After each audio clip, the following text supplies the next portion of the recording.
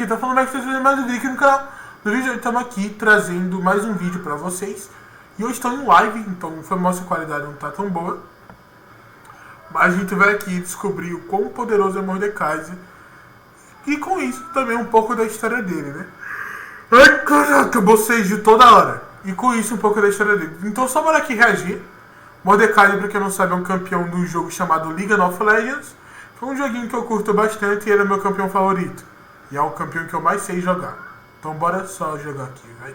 Jogar não, assistir, né? Mesmo na morte, sua alma me pertence. Mordekaiser é um espírito vingativo de um conquistador de uma era passada. Um feiticeiro, um colosso, um mestre do metal, Mordekaiser domina a magia da morte e usa necromancia para dobrar almas à sua vontade. Seu nome foi esquecido pela história, mas ainda há aqueles que temem que o Revenant de Ferro volte para o mundo dos vivos e tente tomar tudo novamente. Bom dia, boa tarde, boas-vindas a mais um vídeo no canal. Hoje vamos falar do Revenant de Ferro. Vocês gostaram bastante do vídeo do Trundle e o Mordekaiser foi um dos mais pedidos. Então hoje a gente vai ver até onde vai a extensão do poder do Revenant de Ferro. Mas antes vamos começar com uma breve introdução. Quem é Mordekaiser? Pega a pipoca aí que hoje vamos para histórias antigas de Runeterra. Há muito tempo havia um homem, um general, um conquistador chamado San Uzal. San Uzal seguia uma religião peculiar. Ele acreditava em um tal Salão de Ossos, um lugar no pós-vida onde somente os maiores conquistadores podiam entrar. Lá eles se sentariam em uma mesa junto com os deuses e teriam uma eternidade gloriosa na morte. Essa crença fez San Uzal dedicar sua vida à guerra. Ele iniciou uma campanha pelas terras do norte, dominou todas as tribos e povoados que encontrava e massacrou todos que ousassem se opor a ele. No fim de sua vida, Uzal havia montado um império gigantesco. Ele estava satisfeito com a sua conquista e deixou a morte levá-lo. E quando Uzal chegou do outro lado, não tinha nada. Não tinha nenhum salão dos ossos, nenhum paraíso, nenhum deus ou conquistador do passado. Só um deserto cinza, coberto por névoa e uma meia dúzia de fantasma aqui e ali. A promessa de um pós-vida glorioso era só uma mentira. Uzal ficou confuso. Sua confusão virou descrença. Sua descrença virou decepção. Sua decepção virou raiva. E sua raiva explodiu em fúria. Enquanto outros espíritos perdiam a mente e se dissolviam na névoa, Uzal permaneceu firme, inabalável e determinado. Em vida, Uzal construiu um império do zero. E se a morte não iria oferecer a glória que lhe foi prometida, então ele mesmo iria forjá-la. Enquanto Uzal caminhava por aquele deserto sombrio, os seres do outro lado falavam em seu ouvido, sussurrando palavras que ele não conseguia entender. A fúria e determinação de Uzal impediram que ele enlouquecesse naquele reino, e à medida que ele explorava o outro lado, os murmúrios que Uzal escutava começaram a se parecer com palavras que ele quase podia entender. Aquilo era Oshnun, uma língua profana que existia apenas no reino dos mortos e era desconhecida pelos vivos. Uzal começou a estudar Oshnun, e à medida que o homem ficava mais familiarizado com os segredos da morte, um plano ia se formando em sua mente. Enquanto isso, no mundo dos vivos, Zeraf quebrou o disco solar, foi preso... O cara é foda, tá? Ele aprendeu tipo uma língua nova ali na raça sozinho, filho.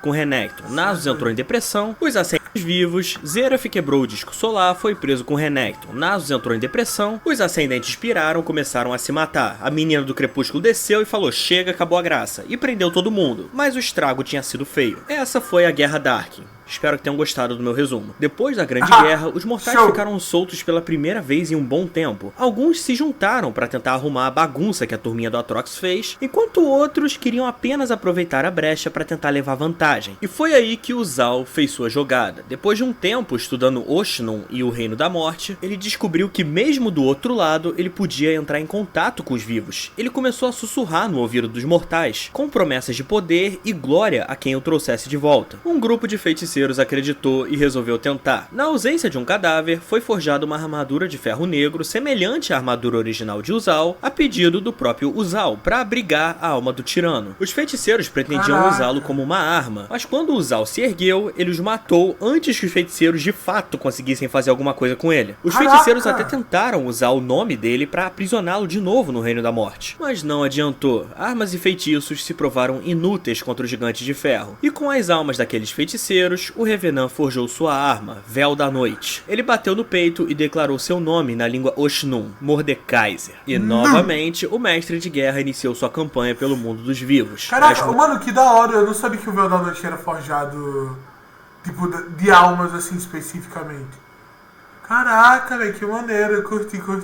Não sabia. Minas da Guerra Darkin, o Império de San Uzal se ergueu novamente, e dessa vez fortalecido por necromancia. San Uzal era um guerreiro, provavelmente um dos maiores que já pisou em Valoran, mas Mordekaiser era muito mais. Um enorme colosso de ferro, ainda mais forte que sua versão humana, e agora com os segredos da morte ao seu lado. Gerações caíram diante de seu exército, suas almas o serviam na morte, querendo ou não. Mordekaiser ergueu uma enorme estrutura que viria a ser conhecida como Bastião Imortal, a enorme fortaleza onde o Revenant guardava seus segredos, suas armas mais poderosas e todo o seu conhecimento sobre necromancia, espíritos e os reinos do além. Aqueles que Mordekaiser considerava dignos eram nomeados como seus generais, e ainda no topo desses estavam os pouquíssimos que formavam o círculo pessoal do imperador, e foi dali que saiu sua maior inimiga. Em segredo, a Matrona da Rosa Negra se reuniu com os líderes das tribos Noxi, formando uma aliança contra o Revenant. Ela conseguiu quebrar as correntes que prendiam a alma do Mordekaiser ao mundo dos vivos e mandou o espírito de volta para casa do Chapéu. Sua armadura foi escondida e seu nome foi praticamente apagado da história. Uma vitória temporária. Mordekaiser já havia antecipado isso e planejou em cima da traição. No Reino da Morte, o Revenant forjou o que lhe foi prometido. Naquele deserto escuro estavam as almas de todos que ele matou no Reino dos Vivos. E das cinzas da inexistência, Mordekaiser forjou seu próprio império em ferro negro, alimentado pelas almas de suas vítimas. E um dia, Mordekaiser retornará ao mundo dos vivos para tomá-lo novamente. A LeBlanc sabe disso, ela precisa se preparar. E a questão não é se, mas quando ele vai voltar. Porque a contagem já começou. E como exatamente se para o Mordekaiser? Dá pra vencer ele numa luta mano a mano? Vamos lá. Mordekaiser, originalmente San Uzal, foi um senhor da guerra que forjou um império à base de sangue e aço. Infelizmente, a lore não conta como foram as batalhas que Uzal travou. No entanto, mesmo antes de virar o Senhor do Metal, Uzal já demonstrava um grande apreço pelo ferro. Sua armadura original parecia uma versão Golias das atuais armaduras noxianas. Porque isso aqui não é uma armadura de soldado, não é uma armadura de general, isso aqui é uma armadura de rei. Ela tem esses elementos da estética de Noxus, só que ela é muito mais bem feita até do que as armaduras de elite noxianas. Sua arma original também era uma massa enorme. Uzal, ele era um cara que ele parecia gostar bastante de armas grandes, pesadas e contundentes, como massas e martelos de guerra. Ou seja, Uzal lutou toda a sua vida, fez seu nome usando equipamentos que a maioria dos guerreiros atuais de Noxus não conseguiria nem levantar. Fora que Uzal não queria só uma armadura resistente, uma armadura bem trabalhada. Ele fez questão da armadura dele ser espalhafatosa também. A armadura dele foi pensada mais pra ser um símbolo de poder, pros inimigos olharem pra aquilo e ficarem tipo, fudeu, do que realmente pra ser um negócio prático em batalha. Isso é uma característica que Uzal manteve até depois de virar o Mordekaiser. Ele gosta muito de mexer com o psicológico dos inimigos. E pera aí que melhora. A biografia diz que a armadura ressuscitada foi forjada pra ser semelhante à armadura original do cara. E se você for parar pra olhar o tamanho e as proporções do Revenant de ferro, o San Uzal não era um cara pequeno. Caraca!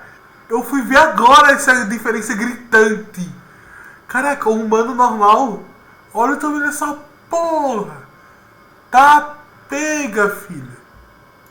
Ele devia ser um dos famosos brutamontes, aqueles grandalhões Noxus, como Sion e Urgot. O Zal era uma retroescavadeira ambulante. A biografia do Sion diz que ele é o último representante de uma cultura guerreira entranhada em Noxus desde sua fundação. E aí você lembra que a crença do San Uzal era justamente que se ele vivesse pra guerra, ele teria um pós-vida glorioso. Ou seja, essa cultura guerreira não é algo recente. E se você disser que o Sion é o último representante disso, dá a entender que no passado essa cultura era mais forte e nesse meio San Uzal se destacou. Embora eu duvide que ele fosse tão porra louca quanto o Sion, se o nome de San Uzal não tivesse se perdido ao longo dos séculos, ele seria o maior herói da história noxiana. No entanto, não é só com força que se faz o Império, mas também com a mente. E essa é a maior arma de San Uzal. Ele pensa antes de agir. Um corpo forte também precisa de uma mente forte. Uzal é um estrategista. O plano que ele bolou no pós-morte evidencia que que ele não era só um brucutu Golias que andava pra frente, apesar da gameplay dele ser quase isso. Ele conhece a Rosa Negra, ele conhece a LeBlanc, ele é ciente das manipulações dela e ele antecipou sua própria volta pro Reino da Morte. A resistência mental de Sun Uzal também é algo diferenciado. Sua vontade é de ferro, ele tem tanta convicção no que faz e acredita que tentar vencê-lo por joguinhos mentais também seria complicado. Diferente do Sion, que é um completo gorila, ou do Atrox, que teve a mente destroçada com o passar dos séculos, Uzal nunca realmente enlouqueceu. É óbvio que a morte alimentou o lado mais megalomaníaco dele, mas ele nunca se perdeu de fato. Uzal... tanto que no Reino dos Mortos, ele ficou consciente, né? Geral tava perdendo a consciência, pá. Ele ficou normal lá. O cara ainda aprendeu a língua do povo. Você tá doido.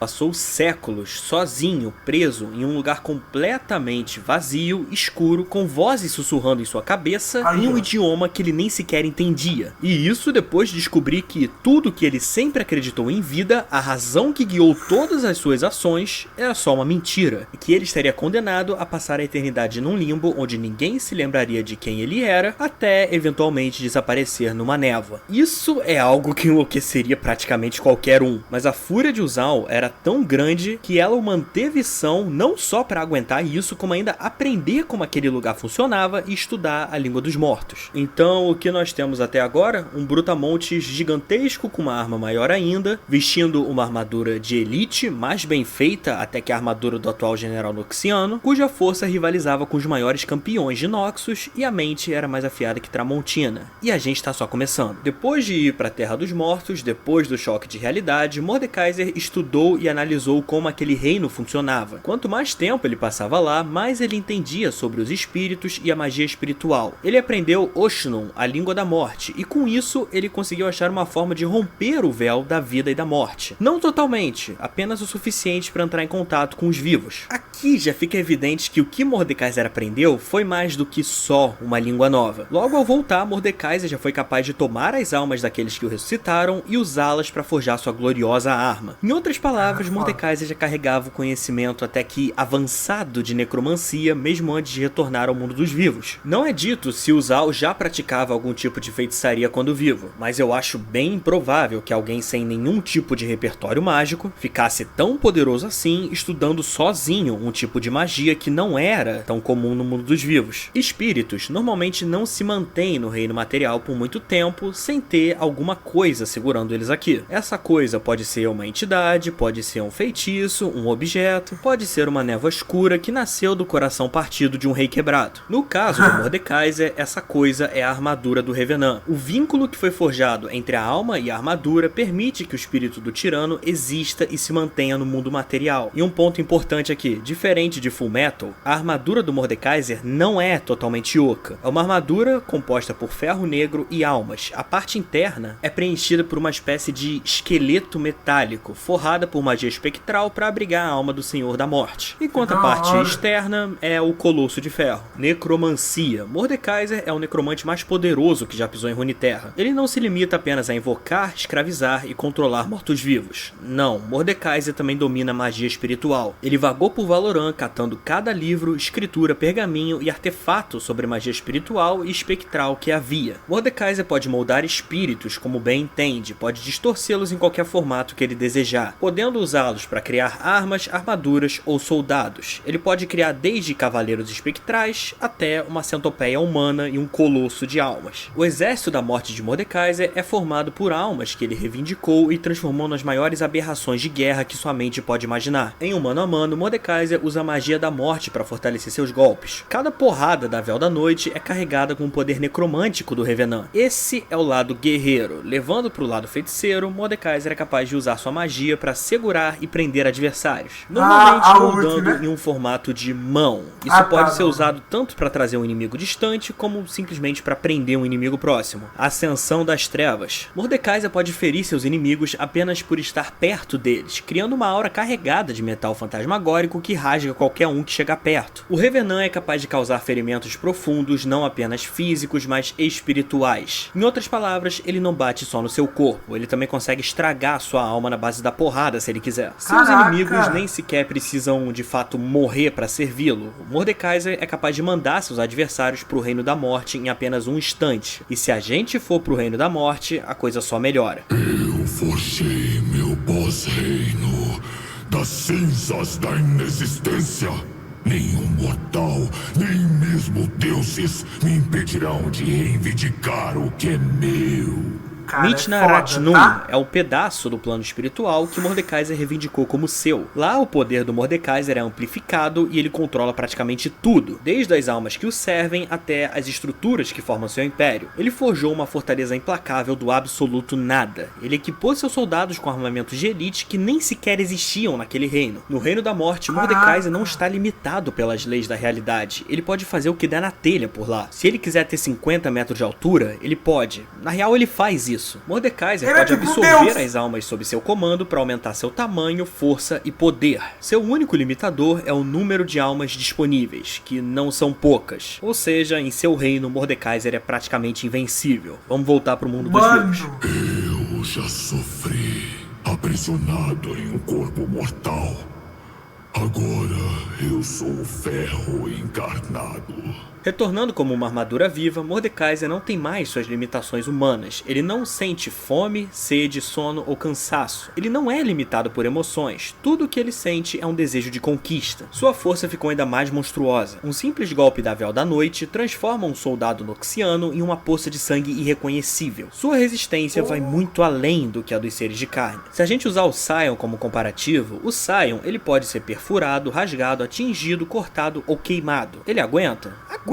Ele se mantém de pé mesmo com ferimentos extremos. O problema é que, enquanto o Sion aguenta esses ferimentos e continua na luta, o Mordekaiser nem sequer pode ser ferido dessa forma. O corpo de ferro do Mordekaiser é uma obra-prima da ferraria. O Revenant de ferro é extremamente resistente. Espadas, machados, adagas, lanças, flechas, fogo, nada disso funciona. Não dá pra ferir o Mordekaiser por meios físicos. Essa resistência não é só física, ela é mágica também. No conto O Reinado Final, Mordekaiser massacra um grupo de magos para obter um tomo. Um dos magos, em seu momento final, usou suas últimas forças para canalizar uma imensa tempestade de fogo que engoliu o Revenant. O fogo dilacerou a própria carne do mago, queimou as pedras ao redor e o corpo dos outros magos que ali haviam, mas não sequer fez um arranhão em Mordekaiser. E para melhorar, o Mordekaiser é capaz de usar sua magia para fortalecer sua constituição, aumentando ainda mais sua resistência e podendo reparar possíveis danos que ele tenha sofrido. Mordekaiser não é 100% imune a magia. Ele é 80%, vamos botar assim. A armadura dele é um negócio bizarro que tanca quase todo feitiço que você jogar nela. Mas existem algumas poucas formas de magia que podem ferir o Revenant no mundo material. Por exemplo, ferromancia. Algo que os feiticeiros de Valoran não tinham. Os caras tentavam jogar bola de fogo no Mordekaiser. Aí eles estão de sacanagem também. Ferromancia, porém, é algo raro. E teria que ser uma ferromancia bem potente para conseguir lidar com o Mordekaiser. Uma outra opção também seria tentar usar algum tipo de magia que mexa diretamente com o espírito, como o poder de Nagakabouros. Com exceção dessas formas extremamente específicas de magia, feitiços de forma geral também não adiantam muito contra ele. Demônios. A magia de Mordekaiser não se limita apenas a subjugar almas do plano físico. Demônios em Runeterra são criaturas espirituais. Mordekaiser sabia disso. Ele contava com demônios bem barra pesada em seu arsenal. Eram dois especificamente. O primeiro deles sendo Tibalt, um demônio de fogo gigantesco que queimava qualquer um que ousasse se opor ao Revenant. Caraca, eu não sabia que ele tinha demônios assim com ele. Caraca, que da hora.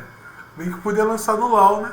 Demônio de fogo, Tibalt é uma criatura extremamente destrutiva. Seu poder liberado acabou com a Academia da Rosa Negra em questão de minutos. Tibalt atualmente está na festa do chá da N. O segundo demônio é um demônio de sombras, que não fica claro se é o Raon do Swain ou se é esse tal de Atakan aqui do lore. É possível que ele tenha os dois, na verdade. Raon se alimentava de segredos, e Mordekaiser buscava todo e qualquer conhecimento proibido sobre a morte e reinos do além. Quando ele encontra Swain, ele imediatamente reconhece que o poder do general é emprestado. Aproveite seu poder emprestado, grande general.